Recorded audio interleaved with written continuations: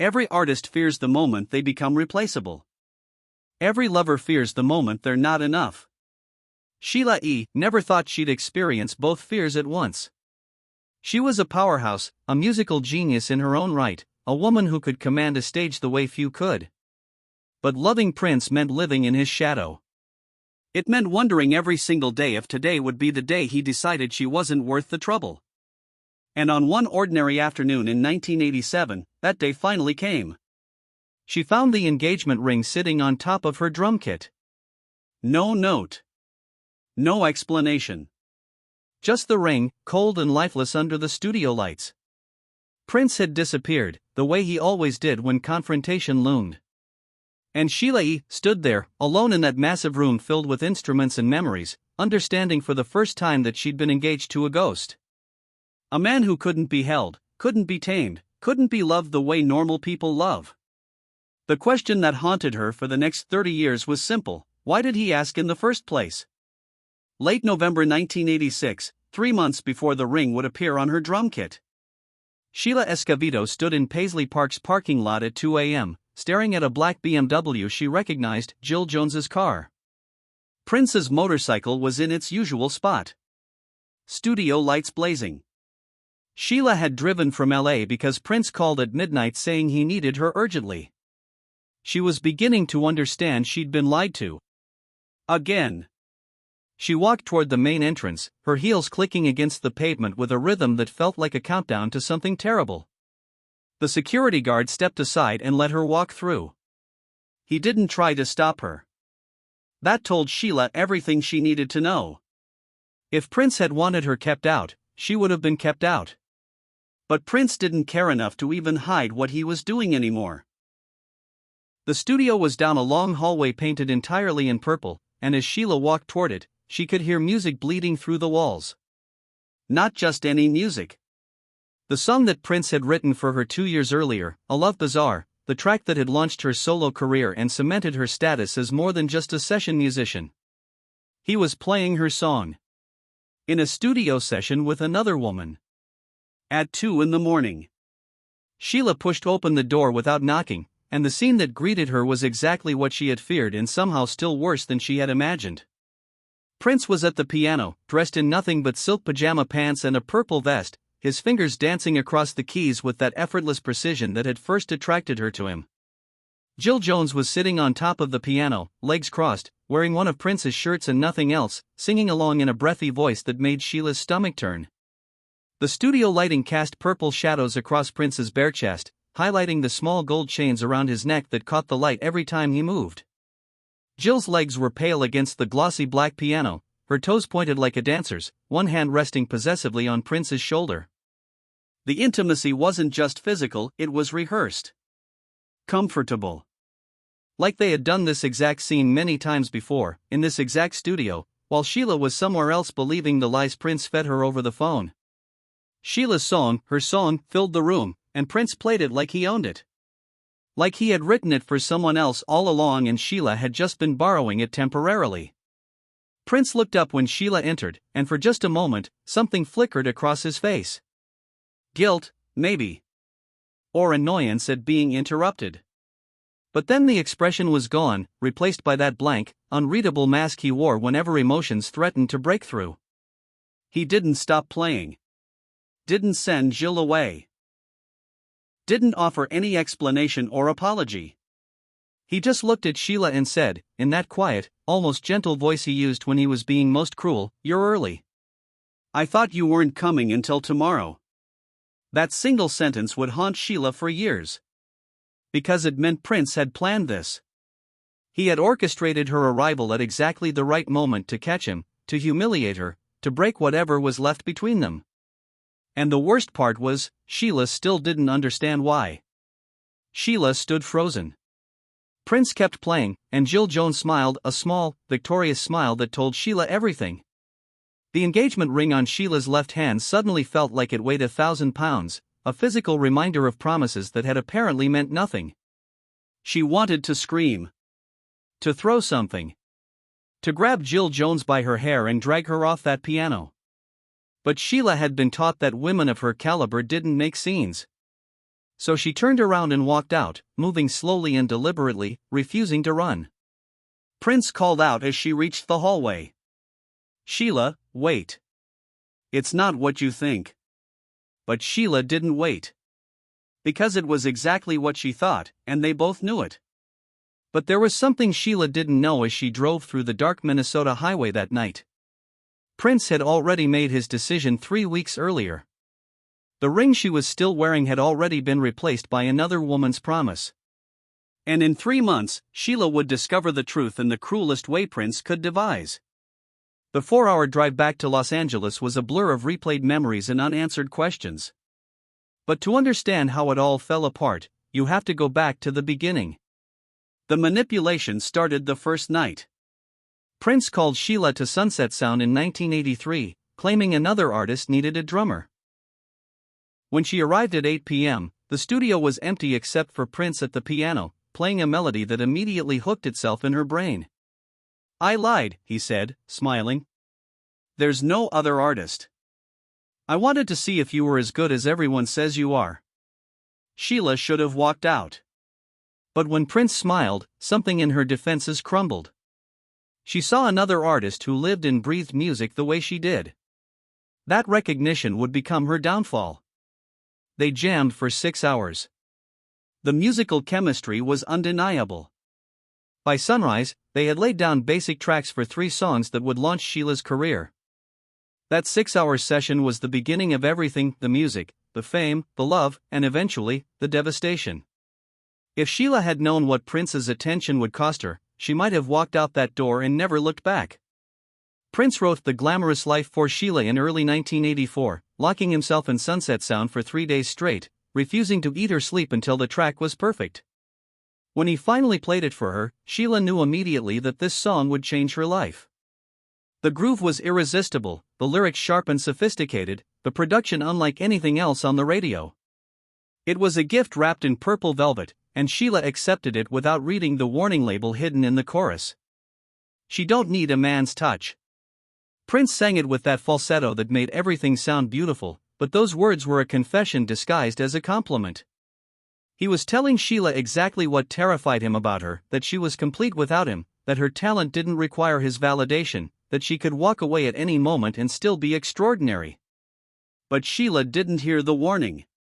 She only heard the hit single that would launch her into a different stratosphere of fame. The Glamorous Life exploded in July 1984. MTV put the video in heavy rotation. Suddenly Sheila wasn't just Prince's drummer. She was Sheila E., an artist with her own sound, her own empire. Major labels wanted to sign her. Fashion designers wanted to dress her. Journalists interviewed her about her creative process, not about Prince. Every step toward independence was a step away from his control. Every interview where she claimed her own artistic vision was a reminder that she didn't need him. And that reality, that Sheila E. could thrive without him, was something Prince's ego couldn't tolerate. They performed together regularly in 1984 and 1985, their chemistry electric. Prince would bring her out for extended duets, the two of them trading solos, pushing each other to impossible heights. It felt like partnership. But underneath, the power dynamics were tilting dangerously. By late 1985, Sheila was caught in a trap she didn't see. The more successful she became, the tighter Prince's grip. He started making comments about her interviews, suggesting she was taking too much credit. He would show up late to her sessions, then criticize the work she'd done without him, implying her best material only happened when he was in the room. He was rewriting the narrative of her success in real time, trying to convince everyone that the glamorous life wasn't really hers. And the engagement ring he was about to give her wouldn't be a symbol of love or partnership or commitment to a shared future. It would be a chain disguised as a gift. A brand that marked her as Prince's property. And by the time Sheila realized what she was wearing, it would already be too late to take it off without losing everything she had built. But first, Prince would have to convince her that the chain was a crown. The engagement happened in spring 1985, and it was so typical of Prince that Sheila should have seen the red flag. They were at Sunset Sound, taking a break from the Purple Rain tour. Prince sat at the piano, staring at the keys.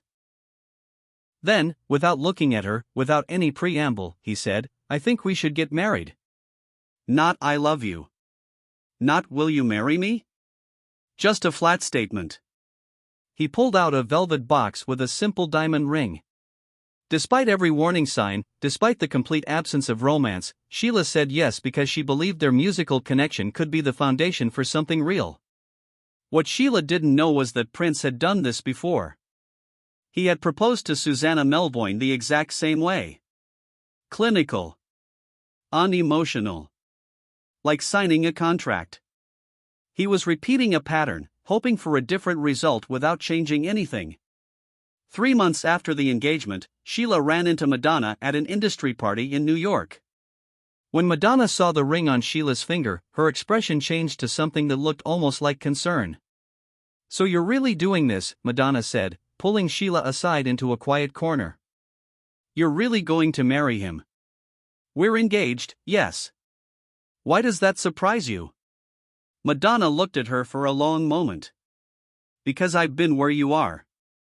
I've been the woman Prince decides he wants to possess.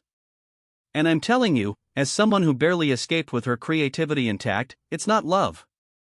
It's collection.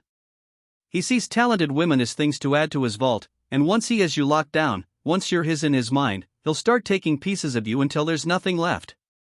Madonna wasn't finished. "I worked with him, you know. We recorded together. He wanted to produce my entire album, wanted to control every aspect of my sound. And when I said no, when I insisted on maintaining creative control, he couldn't handle it. So he walked away. Because Prince doesn't want partners. He wants disciples. And the moment you assert your independence, the moment you remind him that you're your own person with your own career, he'll punish you for it." Sheila pushed the warning aside, convinced Madonna was just bitter. Within 6 months, every word would come true. And by then, it would be too late. The slow destruction began so gradually Sheila didn't notice at first. Prince would call at midnight, his voice thick with exhaustion, asking her to come to Paisley Park right now because he had an idea that couldn't wait.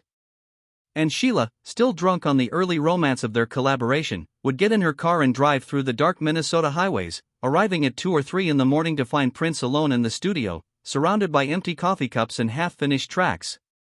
Those late-night sessions felt romantic at first. Felt like they were building something together that no one else could understand. But slowly, imperceptibly, the dynamic shifted. Prince stopped asking if she was available. He started assuming. Started getting angry when she had other commitments, other sessions, other artists who wanted her time. One night in September 1986, Sheila was recording in LA when Prince called. She didn't answer, she was mid-take, being professional. Prince called 7 more times in an hour. When she finally called back, his voice was ice. "Where were you?" "Working. I told you I had a session." "You told me. But you didn't ask if I needed you." The sentence landed like a slap. He hadn't asked if she was available. He expected her to ask permission to work. "I don't need permission to do my job, Prince." Silence. Then, quiet and cold, "Maybe you need to decide what's more important. Your career or this relationship." He hung up. And Sheila understood for the first time that Prince wasn't supporting her career. He was trying to absorb it. By late 1986, Prince's control had extended beyond music into every aspect of Sheila's life. Prince wanted to know where she was at all times, who she was meeting with, what opportunities she was considering. He would call at 3 in the morning, expecting her to be available for impromptu studio sessions, and if she said no, if she prioritized sleep or prior commitments, he would go cold for days, punishing her with silence and distance. The worst part was that Sheila could see what was happening. She wasn't naive. She had watched Prince do similar things to other women in his orbit, had seen the way he built up vanity only to discard her when she became too difficult to control. But love has a way of making us believe we're special, that the pattern won't repeat with us because we're different. Sheila was wrong. The pattern was already repeating. And one November night, Prince would cross a line so devastating that even Sheila's desperate love couldn't survive it. October 1986, 1 month before Paisley Park. Sheila was performing at a charity concert in New York.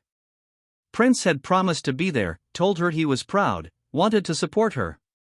She had believed him, even mentioned his attendance to the press. When Sheila scanned the VIP section that night, his seat was empty. 2 hours later, a friend called. Prince was in Los Angeles. At a club. With Jill Jones. And they weren't hiding their intimacy. Sheila sat on her hotel bed, still in her performance clothes, and something inside her shifted. This wasn't about control anymore.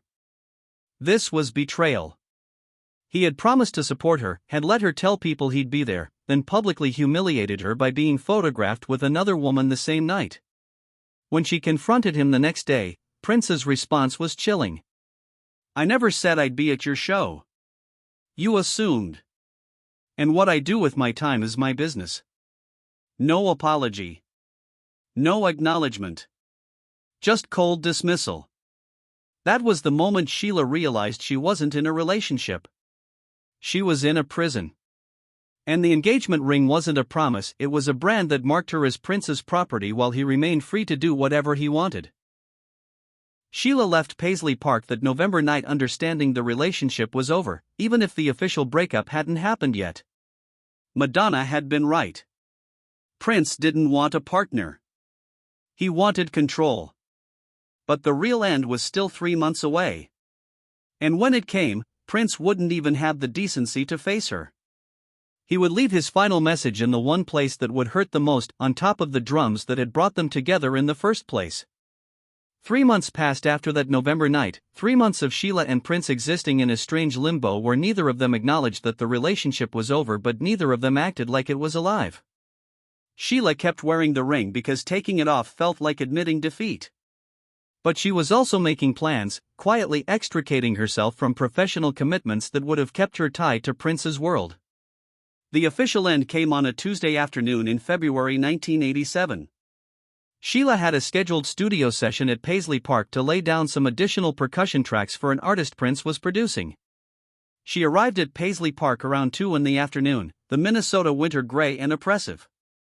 The parking lot was mostly empty. No sign of Prince's motorcycle. The main recording studio was empty when she pushed open the door, silent except for the low hum of equipment left on standby. Her drum kit was set up in the center of the room under the main spotlight. But something was different. Something was sitting on top of the snare drum, small and glinting in the light. Her engagement ring.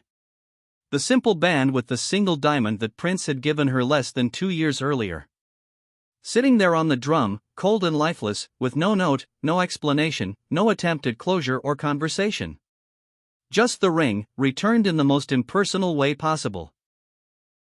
It was Prince's final statement on their relationship, delivered with the same emotional detachment that had characterized the proposal. Sheila stood there looking at the ring for a long time, unable to move, unable to process what was happening. The studio felt cavernous suddenly, all that space and equipment that had once represented creative possibility now feeling like evidence of everything she had lost. She walked to the drum kit and picked up the ring. For the first time in their entire relationship, she let herself cry. Not delicate tears, but deep, body-shaking grief that comes from losing not just a person but a version of yourself you had built your life around. Sheila had thought she was strong enough to handle Prince's complexity, talented enough to keep his respect, independent enough to maintain her sense of self. But Prince didn't want an equal. He wanted an audience.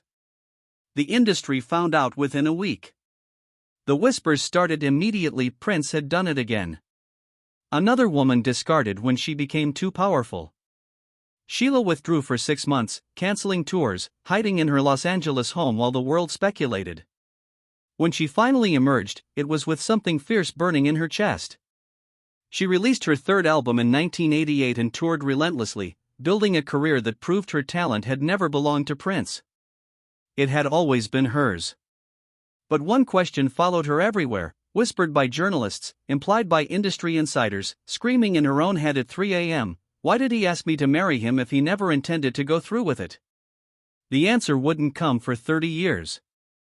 And when it finally did, it would be more painful than the betrayal itself. Because the truth wasn't that Prince had loved and lost. The truth was that Prince had never loved at all. Prince moved on quickly. Within months, he was photographed with Maite Garcia, a 19-year-old dancer who looked at him the way Sheila once had. Like he was a god who could do no wrong. They married in 1996. The relationship ended in tragedy and divorce 4 years later, the same way every Prince relationship ended. Another talented woman destroyed by a man who couldn't love back. Sheila watched from a distance and felt vindicated. But vindication didn't answer the question that had haunted her for a decade: why did he propose in the first place? And there was something else she didn't know yet. Something that wouldn't be revealed until after Prince's death, when his inner circle finally started talking. The proposal had never been about love.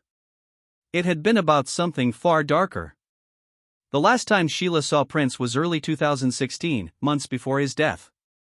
His voice on the phone sounded tired in a way that alarmed her. He asked if they could meet for coffee. They met in Los Angeles. Prince looked exhausted, older than 57, moving like every step caused pain. They talked for 2 hours, mostly surface level. But toward the end, Prince said something that caught her off guard. "I wonder if I made a mistake. Keeping all that music locked up. Keeping all those relationships locked up too." It was the closest he had ever come to acknowledging he had hurt people. But it still wasn't an apology. "Did you ever think about what might have happened if things had been different?"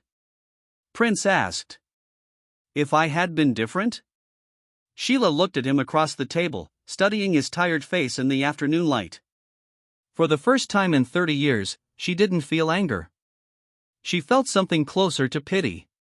"Every day for the first 10 years, Sheila said. And then I realized you couldn't have been different. Asking you to be different was like asking water not to be wet. You were who you were, Prince. And I was who I was. And those two people couldn't exist in the same space without one of them disappearing. I would have been the one to disappear. And I'm glad I didn't let that happen." Prince nodded slowly, hands wrapped around a cold coffee cup. "I'm glad you didn't let it happen either," he said quietly.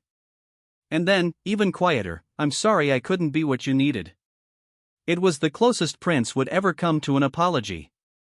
Sheila knew it. She could feel the weight of those words, how much they had cost him. But sorry didn't change the past. It didn't erase the humiliation. It didn't give back the years she'd spent wondering if she'd been good enough.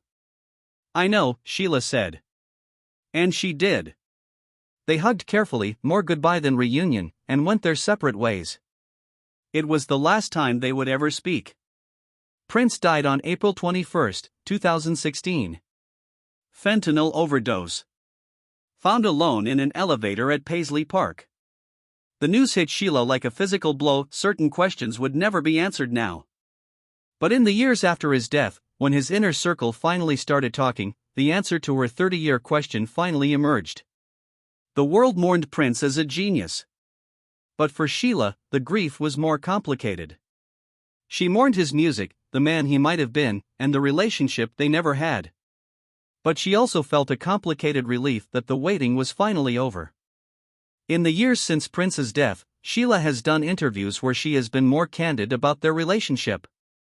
And she has finally been able to articulate an answer to the question that haunted her for 3 decades: why did Prince propose in the first place? Prince proposed because he believed his own mythology that he could be anyone, even someone capable of real love. When reality proved otherwise, he disappeared. By the time Prince realized he couldn't give Sheila what she needed, he was too proud, too locked into his persona, too afraid of vulnerability to admit it. So he did the only thing he knew how to do. He became a ghost, disappearing from the relationship without explanation. After Prince's death, Sheila spoke to people from his inner circle. The truth emerged: Prince had been terrified of her independence from the beginning. He obsessed over her interviews, analyzed every sentence where she claimed her own success. The proposal wasn't spontaneous, it was a calculated move in a game Sheila didn't know she was playing. And the way the engagement ended, that ring left cold and impersonal on her drum kit, wasn't cruelty for cruelty's sake. It was Prince's final act of control. By refusing to have a conversation, by refusing to give Sheila the closure of an actual breakup, he ensured that she would spend years trying to figure out what she had done wrong. He made himself the ghost that would haunt her, the question mark that would follow her through every future relationship. Prince proposed because he wanted to own Sheila. And when he realized he couldn't, when her talent and independence proved too strong to contain, he destroyed the relationship in the most psychologically damaging way he could devise. Not because he was evil, but because he genuinely didn't know any other way to exist. Sheila has made peace with that answer, even though peace doesn't mean the hurt is gone. She keeps the engagement ring in a jewelry box in her home. Because that ring represents the moment she learned that love, no matter how intense or musically transcendent, isn't enough if both people aren't willing to do the hard work of actually being present and honest and vulnerable with each other. Sheila E. continued to build her career long after Prince was gone, establishing herself as one of the greatest percussionists of her generation. She tours, she records, she mentors young musicians. And when she thinks about Prince now, which she does often, she tries to focus on the good parts. The late nights in the studio when they created magic together. The performances where they pushed each other to heights neither could have reached alone. The ring sits in its box now, a relic of the only man who ever made Sheila question her worth. She survived him, yes. She built a legendary career, earned the respect of every musician who mattered, proved that her talent had never been dependent on Prince's blessing. But the cost was 30 years of wondering why she wasn't enough. The answer, when it finally came, was the cruelest truth of all: she was always enough. Prince just wasn't capable of seeing it. And some wounds, no matter how much time passes, never fully heal. They just become part of who you are.